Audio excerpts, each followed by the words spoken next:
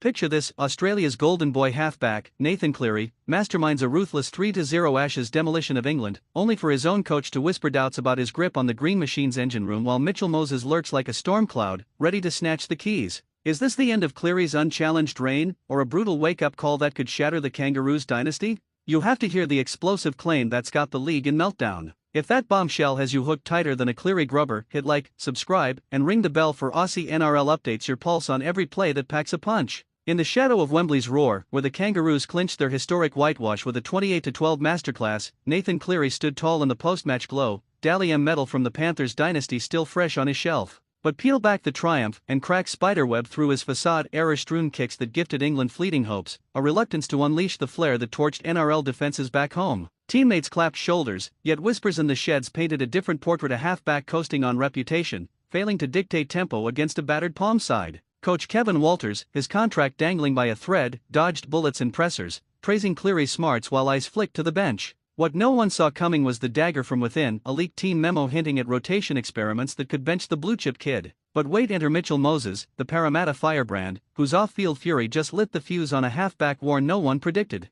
Twist of the knife: days before that Wembley decider, Moses detonated a grenade on his podcast, not mincing words about Cleary's international stutter. He didn't just question the Penrith prodigy, he eviscerated the selection logic, roaring that Australia's engine room needed grit over Polish vision laced with venom. Cleary, the three-time premiership architect, suddenly cast as a luxury import, too cocooned in club success to thrive under green pressure. Fans split like a contested drop, Broncos diehards chanting Moses' name in Brisbane bars, while Sydney faithful decried the heresy. Surprise surged when Cleary fired back subtly, a cryptic Insta-story flashing old Kangaroos triumphs with a shrug emoji that screamed defiance. Walters, caught in the crossfire, called an emergency huddle, vowing loyalty but seeding doubt: had the whitewash masked deeper rot? As Moses' calls echoed louder, from pundits to pub debates, one bombshell loomed: what if a post-tour trial match exposed the truth, pitting the duo head-to-head in a bloodbath that could rewrite reputations forever? Deep in the Kangaroos' afterglow, where champagne corks popped amid English surrender, the inquest turned savage on Cleary's ledger.